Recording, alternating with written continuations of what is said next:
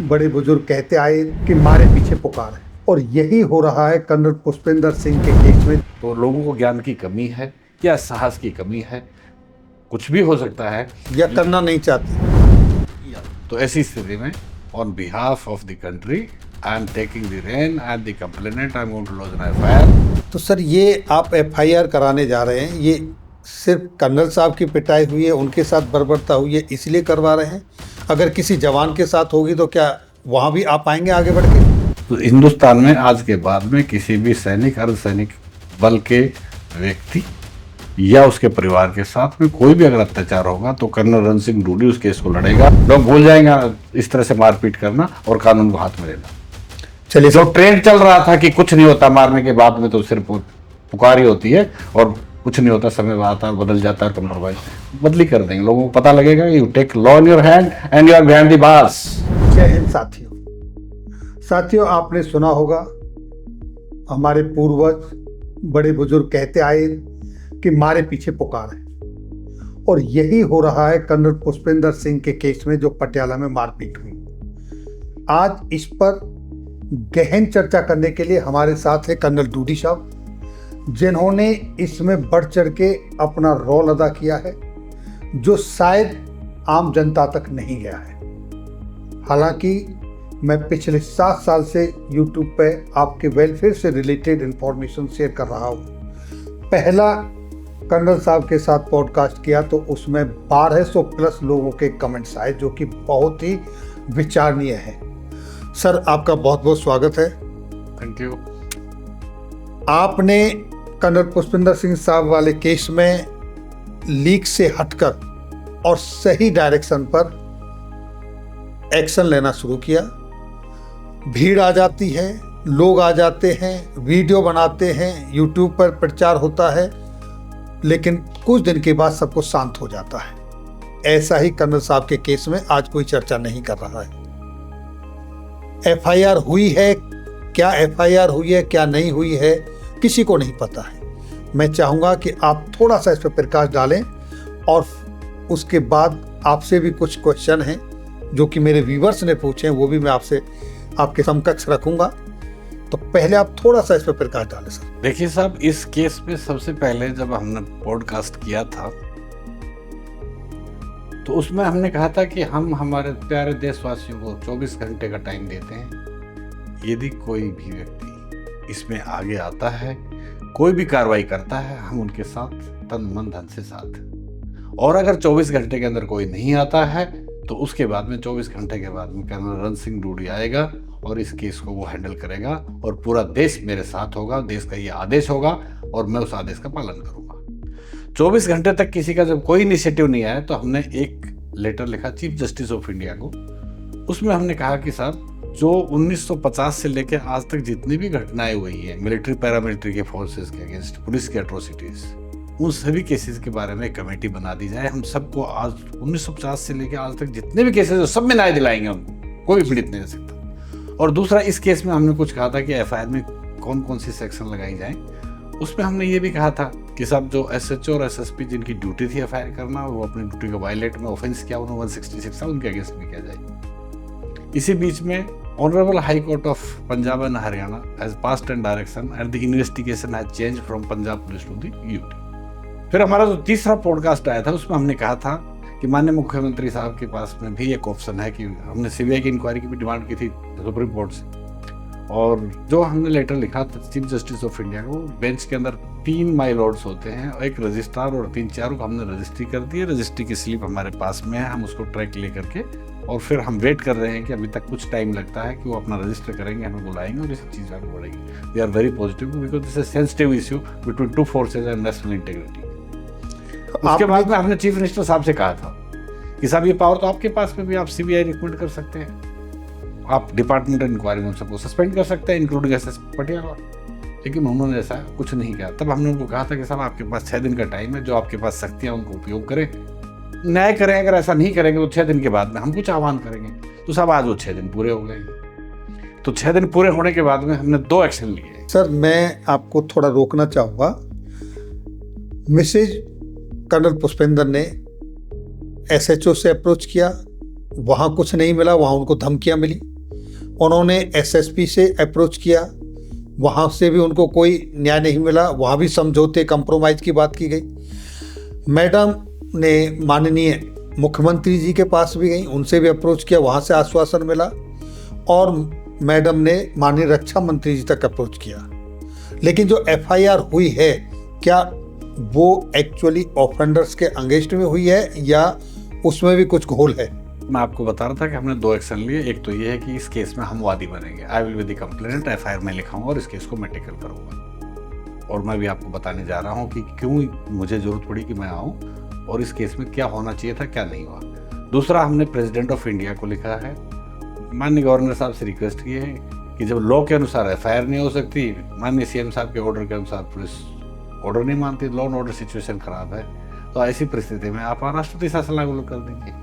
जहाँ तक आपका कहना कि कर्नल पुष्पेंद्र के केस में, फैक्ट रिमेंस कि वो छुट्टी पर थे, अपने बेटे के साथ खाना खा रहे थे, वहाँ पर कुछ लोग आए, उन्होंने मारपीट की, जो कि पुलिस के ऑफिशियल थे, वो कानून को भली भांति जानते हैं। तो इमीडिएटली चाहिए था कि उनको एक एफआईआर लिखी जानी चाहिए थी उन लोगों के खिलाफ जिन्होंने मारपीट की है। लेकिन ऐसा नहीं हुआ।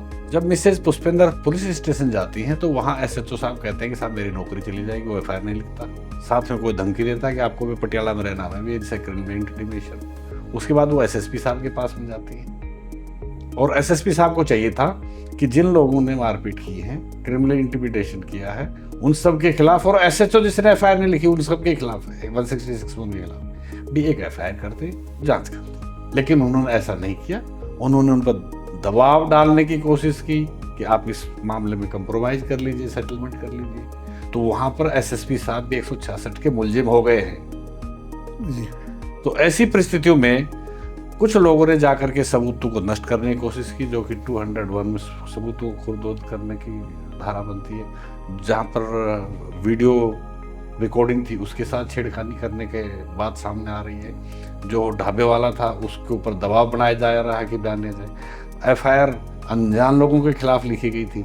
तो ऐसी परिस्थितियों में वो लोग हाई कोर्ट गए थे और हाई कोर्ट में अब उन्होंने ये जांच को ट्रांसफर कर दिया है। अब ऐसी परिस्थिति में मैं अभी एक कंप्लेनेंट बन करके on behalf of entire nation, राष्ट्र का हुक्म है कि इस केस में न्याय हो और न्याय करें। तो मैंने उसमें कहा कि साहब जिन्होंने मारपीट की उनके 323, 324, 325 लगे। बाद में उन्होंने सबूतों को मिटाने की कोशिश की, 201 भी लगे। कुछ लोगों की और मदद से सबूत मिटाने की कोशिश की, उन पर लगे। ऐसे 4 SSP पर 166 लगेगी। तो ऐसी परिस्थिति में हमने एक उनको चिट्ठी लिखी है कि साहब सेक्शन 39 में एक प्रोविजन है कि पब्लिक ट्रैंक्विलिटी के लेकर के कोई भी आदमी अग्रीड हो सकता है। अगर 10 से ज़्यादा लोग हैं हथियार में, इनके पास पुलिस वालों के पास हथियार भी थे, 10 से ज़्यादा लोग भी थे, मारपीट भी की, so this a fit case that I can be complainant. तो इस केस में मैंने गवर्नर साहब को इसलिए लिखा है कि केस की घटना पंजाब के पटियाला में हुई है। पटियाला ज्यूरिस्डिक्शन है, पटियाला के संबंधित पुलिस स्टेशन, SSP और संबंधित कोर्ट इसमें ज्यूरिस्डिक्शन बनती है। और अगर कहते हैं कि साहब जांच चेंज हो गई है तो यूटी में आती है और यूटी के भी एडमिनिस्ट्रेटर गवर्नर साहब हैं जी। तो मैंने गवर्नर साहब को चिट्ठी लिखी, साहब मैं कंप्लेनेंट हूँ, मेरी तरफ से एफआईआर कर दी जाए जिसमें SSP और SHO के खिलाफ भी हो और जो मारपीट वाले थे उन सब के खिलाफ भी हो, और उन सब के खिलाफ मैं अपने एफिडेविट के तौर पर अपने सबूत दूंगा कि इन्होंने ऐसा किया था। जैसे कि मेडिकल रिपोर्ट है उनको संलग्न करते हैं, जो सिचुएशन है और पूरा देश जानता है। तो उन सब चीज़ों को कहीं भी किसी तरह से कोई उसको डाइल्यूट ना करे या उसका रूप चेंज ना कर दे, तो हम उसको एफिडेविट के तौर पर उनको देंगे, जो कि कोर्ट में पेश होंगे और कोर्ट में फिर उन पर चार्ज लगेगा और उन्हीं से उनका कन्विक्शन हो जाएगा। तो लोगों को ज्ञान की कमी है या साहस की कमी है, कुछ भी हो सकता है, या करना नहीं चाहते, ज्ञान नहीं है, साहस नहीं है। तो साहस नहीं इसलिए नहीं करना चाहते, तो या तो ज्ञान नहीं है या साहस नहीं है या करना नहीं चाहते, या दूसरों को देख करके सिर्फ आनंद ही लेते हैं। चाहे देश के लोग हों, चाहे बाहर के लोग हों, अंदर के हों, अगर 2 फोर्सेज आपस में लड़ रही हैं तो बहुत से लोगों को अच्छा लग रहा होगा कि हिंदुस्तान कमजोर हो रहा, आपस में लड़ना शुरू कर दिए, गृह युद्ध की सिचुएशन आ रखी है। कुछ भी हो सकता है, कैसी भी बातें हो सकती है, पर 2 लड़ाई तो आपस में 2 भाइयों की भी अच्छी नहीं है, पड़ोसियों की भी अच्छी नहीं है, और 2 फोर्स की लड़ाई तो इट्स वेरी अनफॉर्चुनेट। तो ऐसी स्थिति में on behalf of the country I am taking the rein and the complainant, I am going to lodge an FIR. मैं SHO साहब के पास में पहले मैंने लिखा है, वहाँ पर कुछ दिन वेट करूंगा, मैं SHO साहब को पोस्ट कर रहा हूँ वो नहीं करेंगे एसएसपी साहब को, नहीं तो फिर मैं कोर्ट में जा करके इस्तिगासा पेश करके और इसको सुप्रीम कोर्ट तक ले जाऊंगा, और जो लोग दोषी हैं उनको न्याय दिला करके पूरे देश को बताएंगे कि लॉ एंड ऑर्डर सिचुएशन है इस देश में और वो बनी रहेगी और लॉ से ऊपर कोई नहीं है। सर, आपने भी सुना होगा, हमारे एक जनरल साहब हैं जिन्होंने शायद हिस्ट्री में पहले होंगे, मुझे कंफर्म नहीं है, जिन्होंने नॉर्दर्न कमांड और सेंट्रल कमांड दोनों कमांड की हैं। उन्होंने एक्स पर एक स्टेटमेंट दिया है कि फौज ने अपने कर्नल साहब को अकेला छोड़ दिया। ये क्या मायने रखता है? जनरल पनाग साहब एक बहुत अच्छे जनरल, सुपर ह्यूमन बीइंग हैं। वो नॉर्दर्न कमांड के भी आर्मी कमांडर थे, सेंट्रल के भी आर्मी कमांडर थे, वो एफटी के थे, वो लॉ भी जानते हैं, वो जनरल भी हैं, उनका बहुत वास्ट एक्सपीरियंस है और मेरा एक पर्सनल तजुर्बा है, मैं उनका बहुत एहसानमंद हूँ। 2000 में मेरे फादर की डेथ हुई, उस टाइम पर मेरे खिलाफ भी कुछ इंक्वायरी चल रही थी, मैं छुट्टी आया था। ऐसी परिस्थिति में मेरी छुट्टी एक्सटेंड नहीं हो सकती थी और वो 12 कोर के बीजीएस थे। मैंने उनको फ़ोन किया, सर मेरा father is died, I want to go. He said go ahead. तो वो एक ऐसे जनरल थे जो सेंसिटिव हैं, अपने सबॉर्डिनेट का ख्याल रखना जानते हैं और अपने सुपीरियर्स के प्रति वफादार थे, तब तो जनरल तक पहुंचे। और देखिए उन्होंने कहा है कि हमारी सेना ने उसको अकेला छोड़ दिया है। तो मैं जनरल साहब से कहना चाहता हूँ कि सर आप जैसे सुपर जनरल, बड़े भाई, अनुभवी और योग्य लोग बैठे हुए हैं, आपने जब इतना सोच लिया कि उसको अकेला कैसे छोड़ दिया, तो इसका मतलब आप तो साथ हैं। और आपके इस सेंटेंस ने, मैं तो एजीटीजी ऐसा प्लान कर ही रहा था, मुझे और शक्ति मिल गई है। और जनरल साहब के इस आह्वान से एक जो सबसे बड़ी बात हुई है वो ये हुई है कि पंजाब में जितने भी मिलिट्री पैरामिलिट्री फोर्सेस के लोग हैं, सर्विंग और रिटायर्ड और देयर फैमिली एंड फ्रेंड्स, और जितने भी ऑर्गेनाइजेशन थे वो सब खत्म हो गए। आज पंजाब में सिर्फ एक संगठन है, वो है सैनिक अर्धसैनिक बल, और पंजाब सरकार के अंदर लॉ एंड ऑर्डर को मेंटेन करने के लिए हमारा समर्थन। So the entire defense force serving and retired, paramilitary and military, is with General Panag, with Punjab, and whatever situation is deteriorating, इसको कंट्रोल करने में जो भी एजेंसी काम कर रही होगी, चाहे सीएम है चाहे गवर्नर है, हम सब लोग उनके साथ हैं। तो जनरल पनाग साहब का जो लेटर था जिसमें उन्होंने बड़े दुखी होकर लास्ट में कहा था कि इस तरह की अगर भिड़त पुलिस और आर्मी की तो इससे नेशनल डेंजर, वो सही बात है। हमें समय रहते हुए, ए stitch in time saves nine, हमें समय रहते हुए अगर हम इस तरह के स्ट्रॉन्ग एक्शन नहीं लेंगे, एक दूसरे के साथ अंडरस्टैंडिंग नहीं करेंगे, तो एक सिचुएशन ऐसी आ सकती है कि उस सिचुएशन हमारे हाथ से बाहर निकल जाए और हम कुछ भी ना कर सकें। सर, इस तरह की घटना पंजाब में होना, क्या ये कुछ खास मायने नहीं रखते? देखिए साहब, पंजाब एक ऐसा स्टेट है जिसमें हिंदुस्तान का दिल धड़कता है। इतिहास को अगर आप उठा के देखते हैं, चाहे चंगेज खान हो, मोहम्मद गौरी हो, गजनी हो, जितने भी इन्वेडर थे वो सब इसी रास्ते से आए हैं। इन्वेडर्स आए, हमसे लूट के ले गए, हम पर राज किया, हम गुलाम बना के चलाते। Punjab is not a small state, Punjab is not a ordinary state. Punjab is a access of the Asians and all the countries towards the country. तो पंजाब का मजबूत होना बहुत जरूरी है। लेकिन आज सिचुएशन ऐसी है कि पंजाब में सिख रेजिमेंट में भर्ती होने के लिए जवान नहीं है। जब कर्नल पिट रहे तो जवान की क्या औकात है, कौन जाएगा? तो ऐसी स्थिति में जब हमारे खालसा रेजिमेंट जो कि शान है इंडियन आर्मी की, उसमें सैनिक जाने को तैयार नहीं है, दूसरी तरफ नौकरियां नहीं मिल रही हैं, तो ये एक बहुत ही भयानक सिचुएशन है। इसीलिए हमने कुछ सिचुएशंस को लेते हुए, जैसे माननीय डिफेंस मिनिस्टर ने लॉ एंड ऑर्डर के बारे में पंजाब में कहा है, जो मैंने नेट से देखा है, गवर्नर साहब ने खुद चिंता व्यक्त की है, सुधांशु त्रिवेदी जी ने कहा है, कांग्रेस वालों ने कहा है, ड्रग्स वाले के बारे में कह रहे हैं, आर्मी के कर्नल पिटे जा रहे हैं, किसानों के ऊपर डोजर चल रहे हैं। तो साहब, पंजाब के अंदर इस तरह की घटना होना का मतलब ये है कि वहाँ पर लॉ एंड ऑर्डर सिचुएशन ठीक नहीं है। जैसे कर्नल साहब के केस में जो लॉ कह रही थी उस हिसाब से एफआईआर नहीं हुई, जो सीएम साहब ने ऑर्डर दिया उस तरह से उन्होंने माना नहीं है, तो there is no law and order. That's why I requested honourable governor to recommend to impose a presidential rule, and I also requested the central government to approve and impose it. तो आप जो FIR करने की बात कर रहे हैं, आप ऑफेंडर्स के नाम से एफआईआर करेंगे या आपकी एफआईआर भी ऐसी रहेगी अननोन? एफआईआर का मतलब साहब सेक्शन, अभी उसको बीएनएसएस में पढ़ लें आप, बट ओल्ड जो सेक्शन है 154, उसमें ये लिखा है, any cognizable offence brought to the notice of the incharge police station he is bound to write. तो जब मैं कहूँगा कि साहब ऐसी घटना मुझे सुनने में आई है, कल पुष्पेंद्र साहब के साथ मारपीट हुई, तो ये एसएचओ की ड्यूटी है उन सबका पता करें, लेकिन मेरी भी ड्यूटी है कि जांच में सहयोग करूं जी। तो ऐसी परिस्थितियों में उनसे जो ऑलरेडी एफआईआर हो चुकी है, या उनके परिवार से, या उनके यूनिट से, या जनरल पनाग साहब के माध्यम से, जहाँ से भी जितनी मैक्सिमम खबर हो सकती हैं उन खबर, जैसे एसएचओ संबंधित कौन था उसका नाम मिल जाएगा, एसएसपी साहब का नाम मिल जाएगा, जिन्होंने मारपीट किया था उनको ऑलरेडी सस्पेंड किया था तो उनके नाम उनके सरकार के पास में है ही। तो it is a duty of the investigating officer to collect all the evidences and its duty of every citizen to support the investigation. तो अब जो हमारी एफआईआर होगी वो अगर नामजद नहीं भी होगी तो उसमें इन्वेस्टिगेशन में सबके नाम आ जाएंगे, खुल के आ जाएंगे। तो सबके सब जो भी दोषी हैं उन सब के खिलाफ एफआईआर होगी। दोष उनके सिद्ध हैं, मारपीट हुई है, हाथ टूट चुका है, लोगों ने एफआईआर नहीं लिखी, एसएचओ साहब ने एफआईआर नहीं लिखी, एसएसपी साहब ने सेक्शन 36 का वायलेट किया, 166 में एफआईआर नहीं लिखी, ये सब लोग दोषी हैं और इनको सजा से कोई नहीं रोक सकता। सिर्फ देखना इतना है कि हिंदुस्तान में जो 20-20 साल के बाद में न्याय मिलती है तब तक लोग भूल जाते हैं, कुछ मर जाते हैं, कुछ उनका इंटरेस्ट खत्म हो जाता है। अब हमें ये देखना है कि there is a provision that soldiers case has to be taken on priority. तो हमने तो डिमांड की थी कि साहब आप हाई कोर्ट से मिलकर के एक स्पेशल कोर्ट बनाइए जी, लेकिन अगर वो ऐसा भी नहीं भी करते तो हम एप्लीकेशन वो करेंगे साहब इसे सोल्जर्स केस, इसको डे टू डे पे हेरिंग किया जाए। और इस केस में है क्या, पीटने वालों को लोगों को पता है, एसएचओ का मालूम है, एसएसपी का मालूम है, जिन लोगों ने आकर के उनको धमकी दी थी जान से मारने की, जिन लोगों ने सबूत मिटाने की कोशिश की थी, उन सब के खिलाफ में कितना टाइम ले लेंगे डिफेंस में, 2, 3, 4, 5 पेश।